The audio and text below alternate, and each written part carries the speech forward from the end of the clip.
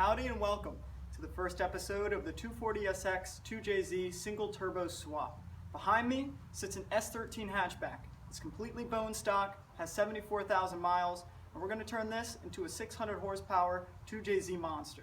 As fun as this car is with the stock 155 horsepower from the KA24, a little bit more power would be nice. It takes turns extremely well, and the pop-up headlights, of course, are a total plus. This car even retains the automatic seat belts that it came with in 1991.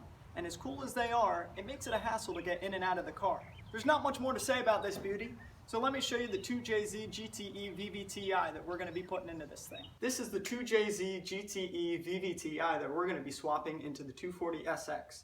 I picked this up from a local JDM depot. It seemed to have pretty good compression, and now we're going to start tearing it down and prepping it for the 240SX build. Attached to the engine is an automatic transmission. We're going to completely get rid of that and instead join an R154 Toyota transmission, which is found in the Mark III Supras, to it instead. This is pretty much it for just the overview of the project. Thanks for sticking around to the end of the video, and in the next episode I'm going to be prepping this thing to get it ready for the 240. I'll catch you guys in the next one.